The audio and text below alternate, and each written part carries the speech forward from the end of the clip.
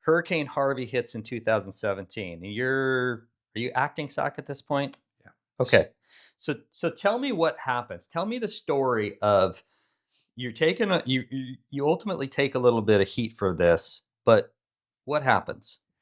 All right. So a year after I left, Michelle thankfully promoted me to the associate position here in Houston. I get here, Javier Pena retires. A few months later, Joe shows up. So Joe's here, then Joe retires. And so it's me, I'm the acting SAC. Will Glassby had been named in El Paso to come here, and Harvey hits. And it hit Corpus first, and we thought, okay, Corpus they've been through some hurricanes, and then it pops back out of Corpus and button hooks, comes back to Houston, just button hooks on the coast, and it sets up outside of Houston, over Houston, and then a little bit north of Houston, and just dumps water. It was like, I don't know, 55 or 60 inches of rain in like 48 hours or something. And it's a big flood event for Houston. And we're an island here. We had fish swimming in the street, in my street, and so we're really lucky where I live. We didn't lose power but a little bit one time. We had a small tornado come through and it took some trees down, but nothing compared to what so many people experienced in Houston, with the devastation. So I'm plugged in. I'm in my office, and I've got access through Firebird Anywhere. So I'm plugged in. My phones are working, and guys are sending emails, and they're coming up to, hey, we've got a small team. We're going out doing search and rescue. I'm like, ooh, don't use those words.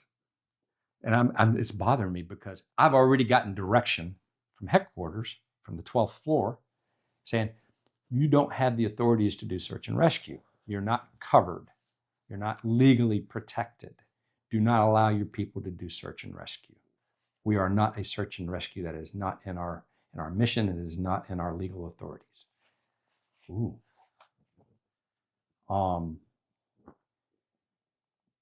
They had just recently passed a law, and I think it was as a result of Katrina, where they created a federal response, and ATF was the lead agency, I believe, for this type of an event where they would bring together federal resources based upon a request from the state and local, and the AG would bless it, and there would be deputizations, and only those people sent to that program for that TDY to go and do that kind of support would be legally covered. I can't remember the name of that program. And that was being ginned up for Houston, obviously. And, as time went on, we had guys in pockets all over. I like, okay, we got a team over here, that's basically operating off of this island, and it's our SRT guys out there leading the charge. And so I'm like, okay, we're going to keep doing this. We're just going to keep doing it. And I had a real big epiphany at that point for me. I'm sitting there, and it's still dumping buttloads of rain. As we call it in West Texas, this is a real turd floater, And I'm sitting there thinking, okay, I'm well beyond eligibility. I'm bulletproof. And what can they do to me?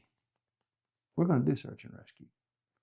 And so and some of the water receded, and more people came on board. And so we had effective teams going all over the place. Air Wing came and picked me up with a helicopter because I could get to a field that's nearby here. And I could get up and see because they were about to fly in all the heavies out of Florida and the Bahamas to help us move people and equipment around. But the water started receding pretty quick here in Houston. Next day, they flew me down to Corpus, and it was a lake from here to Corpus Christi, which is about a 4.5 hour drive. And it just was one big lake. Got down there, saw what was going on. So I said, hey, we're just going to keep doing it. We had this outpouring of support coming from a lot of the divisions in DEA saying, call him, Whip, what do you need? What do you need? And people were driving stuff to us, putting trailer loads of stuff.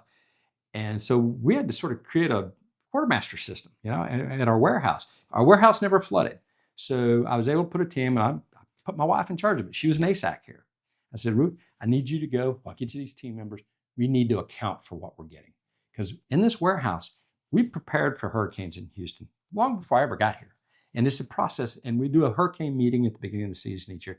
All right, tell me how many generators we have, how many are working, do we need to go buy some more, how many chainsaws, all this kind of stuff. And and I don't know, we had like 75 or 100 generators, and I mean a lot of stuff in this warehouse. I said, we need to keep track of it because we're going to be pushing it out to people really quick. So we were able to get a crew in there, and they set up a system, and we started dispersing stuff we had. I sent people to go buy stuff from, we'd get into Home Depot. Hey, was it Sports Authority or Academy? It was Academy donated John boats to us.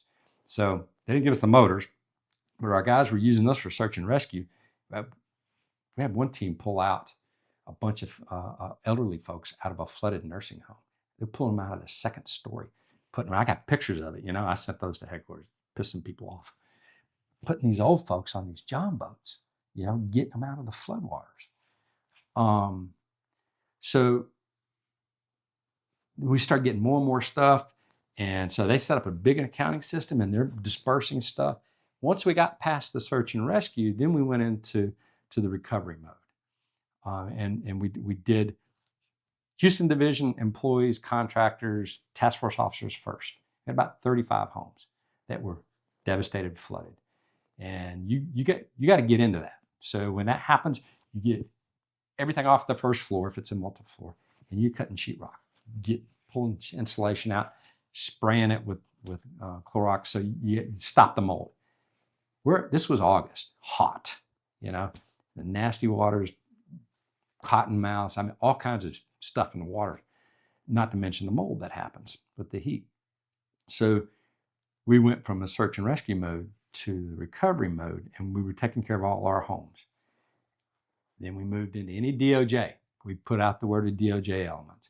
And that's pretty much what we ended up doing as far as we went. We did several assistant U.S. attorneys. We did a federal judge.